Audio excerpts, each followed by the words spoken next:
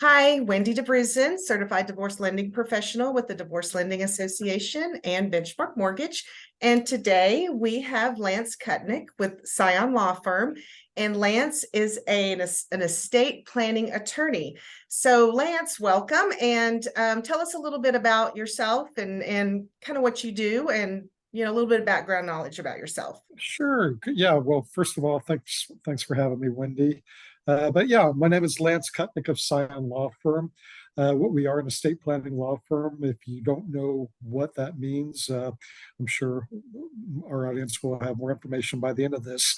Estate planning, at its simplest, we're talking about wills and trust. In addition to the wills and trust, there's a lot of collateral documents that go along with that, such as your power of attorney and medical powers of attorney and guardianship papers and things of that sort. Yeah, and a little bit about myself. I've been an attorney for close to 28 years. Newish in this area of law. I spent about 25, 26 years of my practice being a criminal prosecutor, serving Nueces County in the state of Texas. And I'm real proud of my career and the job I did and my public service.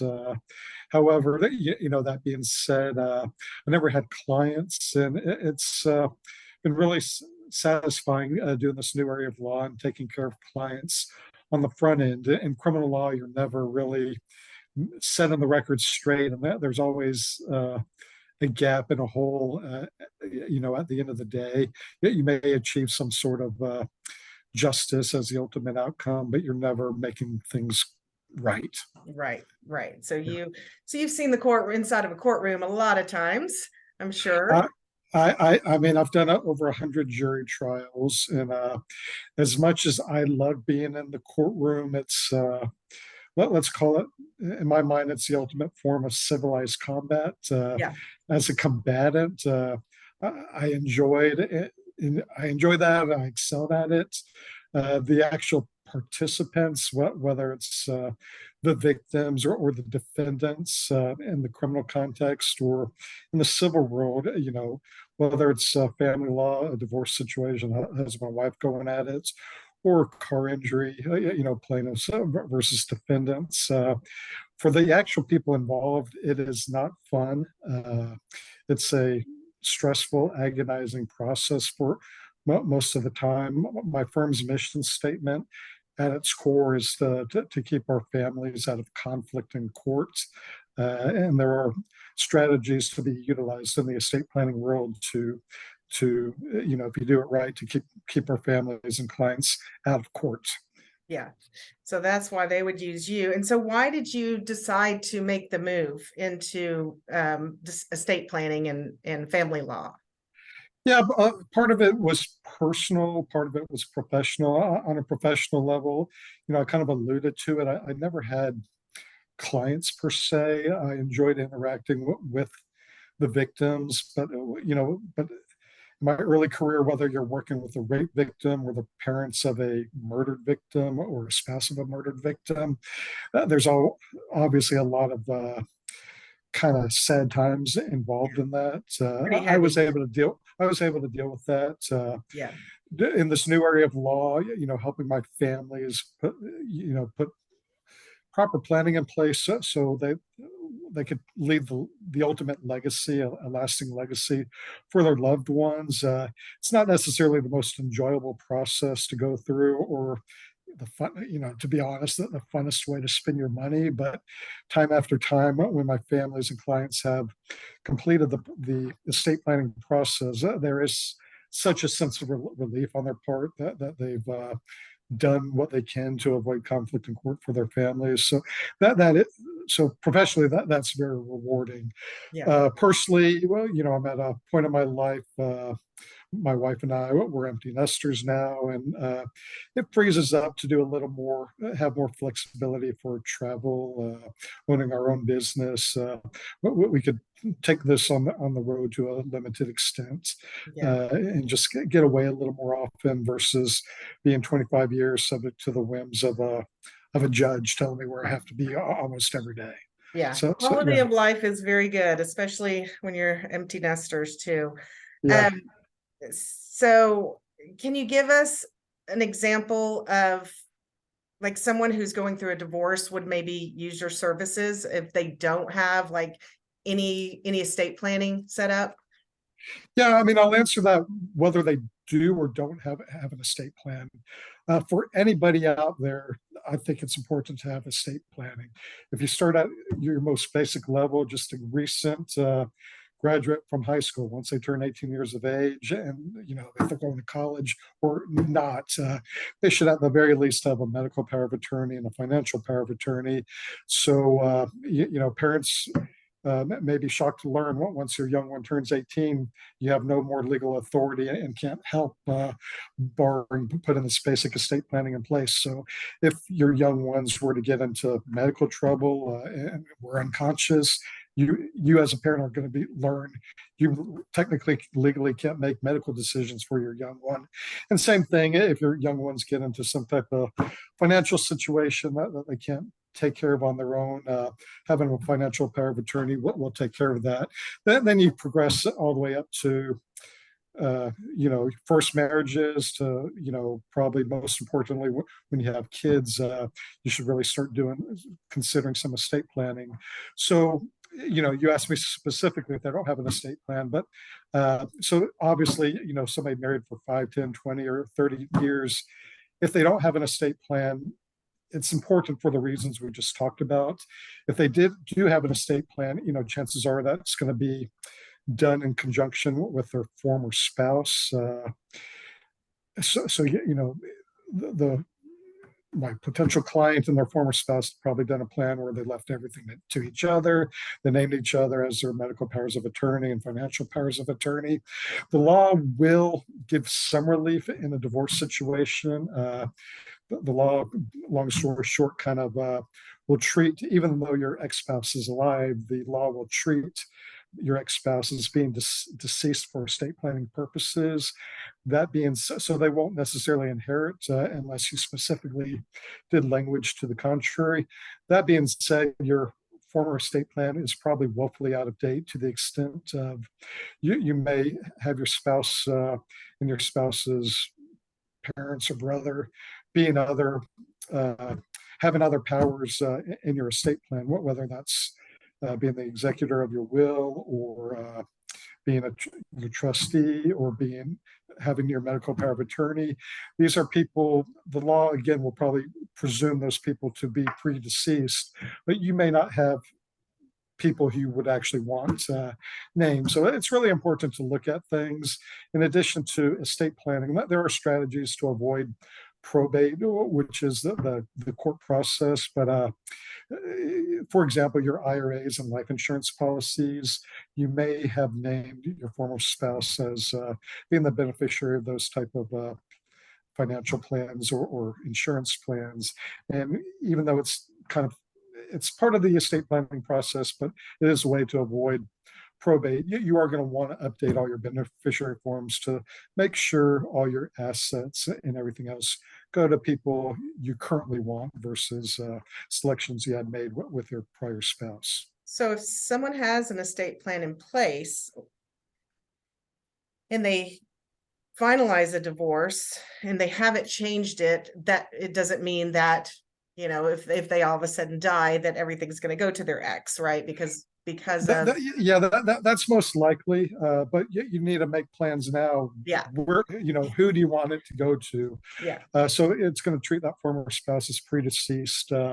Then without kind of updating things, the state of Texas may determine that through its statutory schemes where your assets are going. And, at the end of the day, everybody, while you have capacity and while you're alive, should want to make the choice right now. If there are kids of the marriage, the law will probably presume your spouse being deceased. So the law may take care of the situation for most people where it goes to the kids. But then if the kids are minors and if you haven't done estate planning right, minor kids can't inherit property. So the court's going to have to get involved and appoint guardians for those financial assets till the minor children are of age and can manage the assets themselves, which will take time and expense and take away from the estate that you are trying to leave for your kids. Yeah, and so if they don't have anything set up, it's going to probate, right? Yeah, And it's then going to that's going probate. to can be very expensive compared to just, spend the money now, get it set up properly, save your heirs Yeah, time and that's money. exactly right, Wendy. For a little more money on the front end, you could do plans to totally avoid probate. And just to make it clear, probate is a court process that if you die with a will or without a will, your estate will have to go through. And being a court process, your heirs and beneficiaries are most likely going to have to hire attorneys. It's a court process which involves time and stress and a lot of emotion. And I would submit not so much the actual attorney fees involved in and that is something.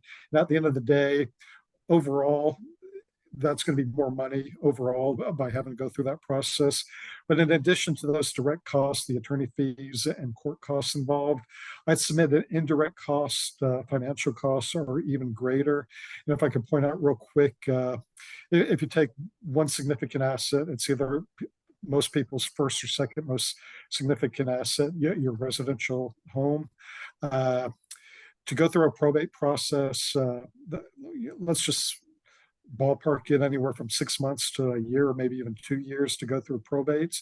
If you don't have adequate estate planning done, it's going to take 6 months, a year, or 2 years for your beneficiaries and heirs to sell your home, which involves two different things: carrying costs. You have your monthly mortgage, insurance, taxes, and maintenance. Here in the Austin, Texas area, on the low end, you might be talking $3,000 a month. On the high end, even more. If you're talking a year at $3,000 a month, that could be $36,000 just in carrying costs. Versus if you do good estate planning, and whether that's through a transfer on death deed, a ladybird deed, or maybe the most impactful estate planning, having a trust, you could avoid that probate period. The assets instantly can be managed by your successor trustees, and if needed, pretty much the same week the person who sets up the estate plan pass. Not to sound morbid, but your successors can start selling that real estate and save anywhere from 6 months to a year, maybe even 2 years of carrying costs. And then there's also possibly opportunity costs, depending on if the market's going up or down. If you're stuck waiting for a court to give you permission to sell the property, Yeah. your property may be worth $1 million, but in a market kind of like we're experiencing the past year, maybe it decreases to 850. So that, you're talking a 5, if not 6-figure haircut on the value of a home. So Yeah. so we really educate our potential clients on this in our estate planning process, and then give them all the choices and what they want to do and what their goals are to produce the best outcome. Yeah. So just to clarify for our listeners, you would recommend someone who has, a property or any accounts to be put in a trust to avoid probate, right? That would be the ultimate estate planning solution. Now, that being said, there is a middle ground. You could, if the financial assets aren't necessarily all that significant, you could do a will combined with a transfer on death deed, which would transfer the house in a similar fashion. There are still some benefits to having the trust. The trust will also help out for incapacity, and there's just a lot more options you can put in the trust on how you want things to go. Whether you want the home to kind of stay with the family or to give the home to maybe one child in particular to live in for a while. There's just a lot more things and creativity you can do within a trust.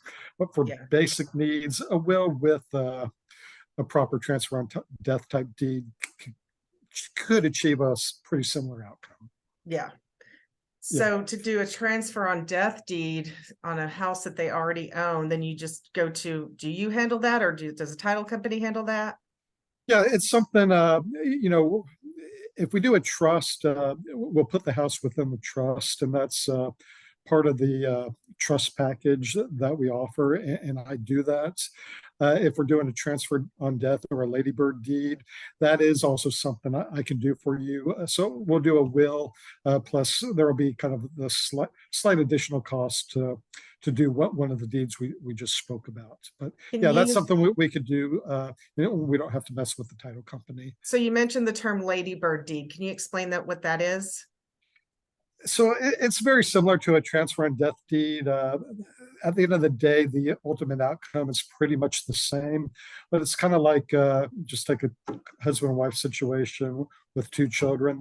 The husband and wife will prepare this transfer and death or ladybird deed. They will retain a life estate in the home, so they could still enjoy all the benefits of the home. It's revocable, so if they want to, one, change their mind, that they could do it. Two, if they want to sell the home, they still maintain all the rights and privileges of the home ownership. But upon their death, they're basically, it's kind of like it sounds, transfer on death. Upon their death, the home that's the subject of the deed will transfer to the beneficiaries you've named.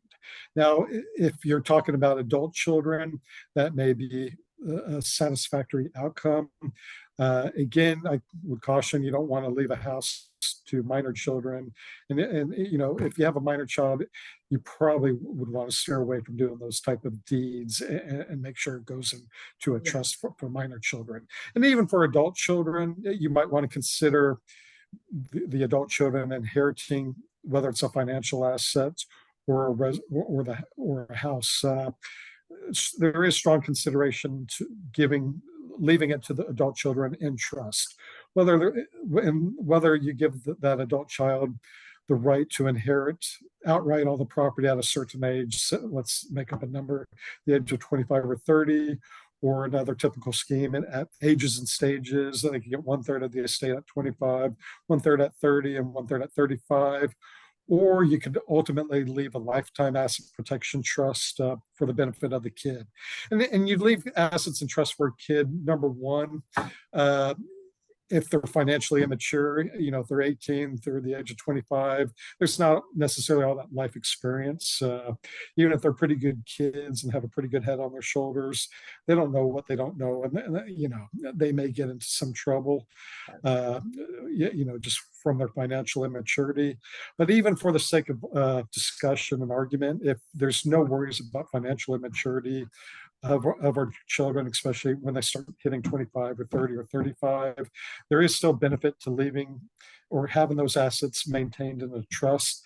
And number one, that's to protect those assets from a child's bad marriage and a divorce situation. If assets are not in trust, the ex or soon to be ex-spouse could make a claim to those assets. And number two, for liability protection, just something as simple as a car accident, whether it's just property damage or on the greater degree of the scale, you know, injuries or death, which really ramp up the liability financial issues. As long as those assets are maintained within a trust for the child, they're protected from those type of creditors. So that is something a lot of my clients like to do in their estate planning, and it's something we go over with everybody. And at the end of the day, you know, we leave it to the client. We fully educate them, and they ultimately decide what makes most sense for them and their family. Yeah. It sounds like there's a lot involved when even starting to set this up. One of the things that I talk a lot about when I'm trying to approve somebody to either refinance or to buy another house post-divorce is if they're getting a lump sum payout and we need income for qualifying. I always recommend looking at doing a revocable living trust, putting that lump sum payout in there, and then do a schedule payout, because we can use that income for qualifying rather than just putting it in the bank. If it's in a trust and they have a payout schedule, you know, they can use that. How easy is it to set up that revocable living trust? Yeah, so I mean, the process is relatively easy. You know, how the trust affects what you just talked about, that's, you know, speaking to your world specifically. But if that's a plan that you and your clients think makes sense, and helps facilitate qualifying for a mortgage, it's something we could definitely do. I just need to be advised that is one of the goals going on. And to the extent that after the divorce, they're in, have access to six-figure type distribution. Yeah. uh Long story short, right after the divorce, that's going to be sitting in a regular checking account. We'd set up a revocable living trust, and the name of the game once you set up a trust is funding the trust. That means everything from putting the house into a trust, well, kind of like we alluded to a while ago, to putting just everything from your simple checking account in Yeah. savings accounts and investment accounts, rather than Mary Smith owning the check account. The Mary Smith Living Trust, we will fund the trust and make the Mary Smith Living Trust the account holder of the trust. And then at that point, it sounds like that's a legitimate strategy. Yeah. To qualify for mortgages in your world. And then the trustee can will be authorized to do whatever payouts or distributions on a monthly schedule as needed to Yeah. to support the mortgage. Yeah. And then we have to have, 3 years continuance. So we have to make sure that the amount is correct, not too much a month to where we have the 3-year continuance as well. So that's a good option for people. Are there any really memorable cases that you've worked on, as far as, any, this is divorce, podcast. So is there any divorce situations that are memorable that you've worked on, or anything, any other situations that would help our listeners? Nothing that specific to the divorce world. I kind of picked up last year. I picked up a couple of clients. They'd been divorced for 4 or 5 years, and they had never updated their estate planning. And after we were talking to them, we talked about they had an estate plan, but it's really outdated, and probably not going to reach the goals that they were looking for. So after doing it, and these people had remarried, so we took the new husband into account. And there's various strategies that you have to balance, taking care of the new spouse, and deciding how the kids are going to be taken care of. And when that spouse should die, how do you want things to go? You can make plans right now to make sure your kids are going to receive their fair share of the inheritance. Or if you don't plan properly, you might find out, looking down from heaven above, that the kids weren't getting as much as you would have wanted. So it's something to discuss with your estate planning attorney, and fully advise on what your goals are for your assets and where they should go, so proper planning can be done. I think I also, and one thing I want to mention, our mission statement is keeping our families out of conflict in court. And we are just coming out of, some people would say we've been at it for a year, but the COVID pandemic, right? It really impacted life greatly. People dying during COVID. For those of you who don't know, court system was basically shut down for well over a year. And when it started opening, it was a slow opening. And so, for people who needed access to their assets, or the beneficiaries and survivors after the death, they were shut out from the court system for quite a while. And there's probably a lot of struggles and stress and issues related to that. And again, with that adequate estate planning, pandemic or no pandemic, you can avoid that court process, and it's have pretty much a seamless transition, and which will take care of your loved ones when you're gone. Just the peace of mind is worth it to me. I mean, there's so much that I didn't know. I went to your Wine and Wills event a couple weeks ago, and I remember telling my kids about it. I mean, it's when you tell your kids, "Oh, we're going to talk about setting up our will," and my son was like, "Well, that's depressing," and my daughter was like, "Am I going to get more than my brother?" And so each one had a different take on it, and but yeah, it's kind of depressing to think about dying, but it's so important to have a plan. You never know, Yeah, yeah, what's gonna happen. it totally is. It's not the happiest conversation to have, but you know, there's probably very limited conversations you could have even with your 12 and 13-year olds. But when when our kids start, as they gradually get older, it's important to give them a little more knowledge and information. And when they're, you know, pretty much fully out of the nest, it's always to, give them more information. And one thing, if you have an estate plan, let them know about the estate plan, where the documents are kept. One of the biggest parts about estate planning is not just the legal documents, but asset management and knowledge. Yeah. It's hard enough for a pretty fully committed married couple to fully know and appreciate every asset within the marriage. Uh, Compound that when the first of the spouse would die, that the surviving spouse may not be fully aware of what's out there.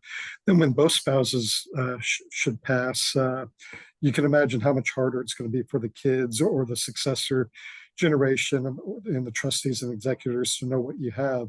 A shocking figure you may not know is the state of Texas and the Department of Unclaimed Property maintains about $6 to $7 billion of unclaimed property assets that people have just kind of lost track of. So part of what we do is having our clients and potential clients do a full inventory of their assets, and we do a pretty detailed spreadsheet for the and kind of and then besides having a spreadsheet, we put a plan in place for the survivors to know where things are going to be. Or what the assets are, a list, and then you might want to combine that with my wife and I and a lot of my clients, they kind of keep a digital passport vault. So if you combine that family wealth inventory, what we call it spreadsheet, combined with the digital password manager, you can start giving, a plan, so more of a seamless transition for the next people in line to take care of those assets. So again, you could take away a lot of the stress and leave that last ultimate loving legacy for your family and loved ones. Yeah, that's awesome. Um, well, I feel like we've covered a lot. I know that we could probably go into details and you could talk for hours, but just wanted to mainly stress the importance of estate planning and having a will, and the explaining the benefits of trust. And so I really appreciate it. So Lance, where can someone who would like to use your services or can benefit from estate planning, how would they reach you? Yeah, so one of three ways. My phone number is 512-887-8821. Email lance@scionlawfirm.com. Scion is SCION. And or my website, www.scionlawfirm.com. Just initial consultations are always free. The basic process, if you want to take the next step, I'll send an online assessment to my potential clients where we just get some personal data, everything from your name and your spouse's name, address, phone number, email, birth dates, and if you're a U.S. citizen, to on a scale of 1 to 5, you just tell me in Scion Law Firm your various values and goals that you're trying to accomplish. And lastly, building up an inventory of your assets. So one, we can make sure your assets are not lost and your next generation can find them. And number two, for those with a lot more wealth, to see if there's any estate tax issues. Right now, our estate tax exemption is just shy of $13 million. So most people don't have to worry about it. That being said, it is due to get cut in half in about 2.5 years if our esteemed government doesn't do anything about it. When it gets cut in half, a lot more people will have at least a possible issue.